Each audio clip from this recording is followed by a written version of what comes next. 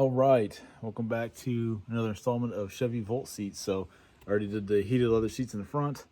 I'll clean up the back here, but onto the rear seats. So I'm gonna do a video on how these come out. It's very easy. The bottoms, just grab and pull. I mean, don't overthink it. 1, 2, 3, snap, snap, snap. They come out, slide out. Very easy, very simple. Ignore these, you don't have to take these out. So we're gonna go over tools real quick that we need. Brief overview how to do it. You need this, a Torx. Of course, I didn't good solid video prep here. Torx T15. You'll need that to get screws out of this armrest. There's 3 of them. It's very straightforward, and this just lifts out of here, and that will expose 3 15 millimeters. One here, one up here, and then one in the back. The one in the back's kind of a pain to get to. I'll show you how to get to that. And then this side, kind of weird. And then this side just lifts out. So let's pull this down. Oops. You see this? Basically, this kind of just slides right up that slot. So get to it here real quick, and we'll start with pulling this armrest.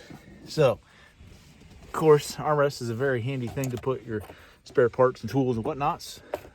Fortunately, we won't have that today. These out. Like I said, ignore those 10 millimeter nuts. I pulled those before I realized I didn't have to, so shame on me. So there are screws under here. Oops, this just pops up. Fingernails, it just comes up. And then this little thing slides out. We have 1, 2, 3 of these T15s. So we'll slide that in my impact here. Slightly off camera.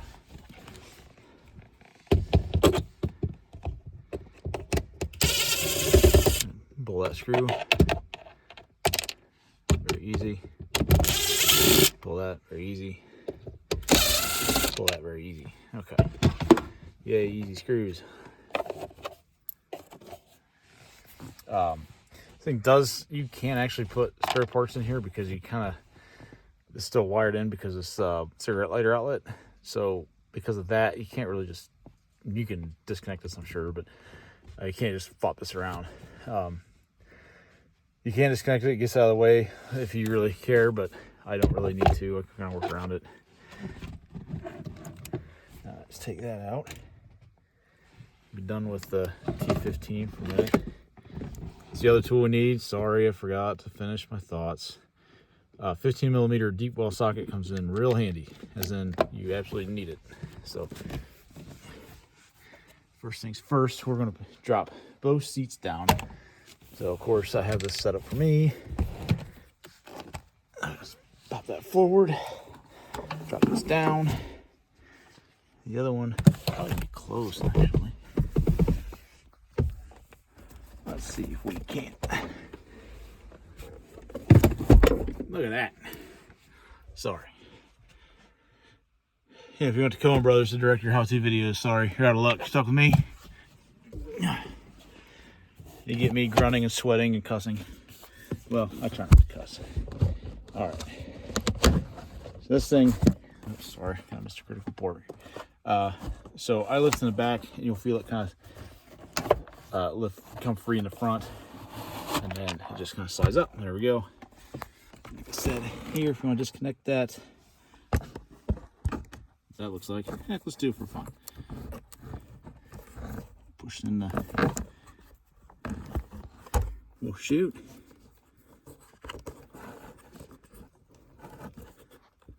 Maybe we'll leave, there we go. All right, got it. Victory. All right, I'm gonna set that in the back because it's gonna be our parts bin for a minute. Okay, this is the other thing we gotta get out of here. So we need a 10 millimeter socket to get these 2 out of here, and then 15, we get these 2 out here. So 1, 2, and 15.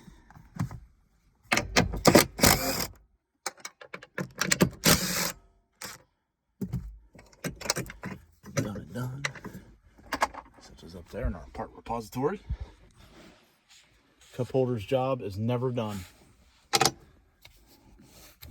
So 10 millimeter.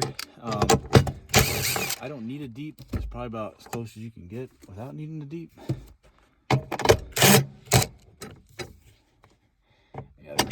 Yep. So I have to start the socket and then add that on. You see it doesn't seat. Well, there you go. Now you can see it doesn't seat all the way. Uh-oh.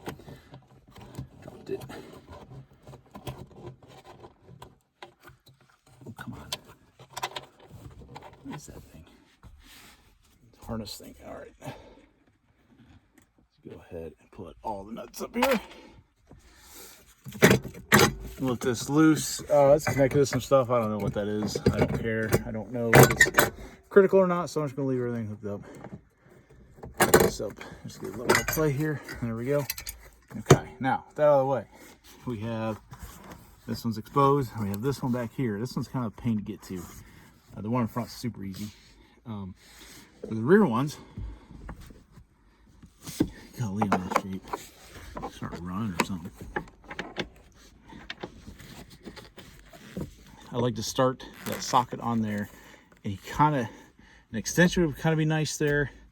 I do it without an extension. I just get my impact adapter and get it just enough. There we pop that loose. And of course, it doesn't stick in the socket. And then you drop it here. It's not that big a deal. It's just gonna fall down in the floor pan, like kind of right underneath here. So it's not a big deal if you do drop it. Stand it back up. Now we'll have okay-ish access to that one.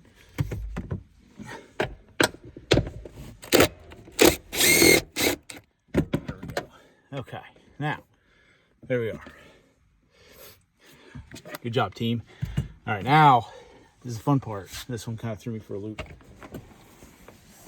So everything's free, everything's unbolted, but this one, at least on the last car I took apart, it's pretty tough. So what I ended up doing was grabbing it here best I can, and then back here best I can. Now that kind of draws a line right across there, and you'll be pulling it about straight up there. So I give it a good wiggle and pull pretty hard. I'd say maybe 40-50 pounds while wiggling it, and it'll pop loose. Let's see if I can set my phone somewhere. Oh, so close. Look at that.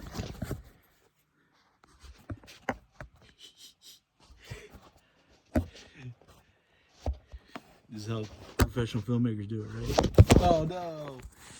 All right, now you got good motion sickness. Anyways, maybe this is looser than the other one. Nope. All right, I'm gonna pause it. Next time I'm gonna grab it here, give it a good shimmy and pull hard up. It'll come loose. All right, success. Just exactly how I described it. I pulled here, gave it a good loose, give it a good shimmy loose, and it popped right out of that slot. Done and done. So use this opportunity to clean this up if I want. The guy I bought this off of, he's a snacker. I just bought this car. So to put it back together, very similar order to how we took it apart. Slide this back in here. That bracket goes in. These two first.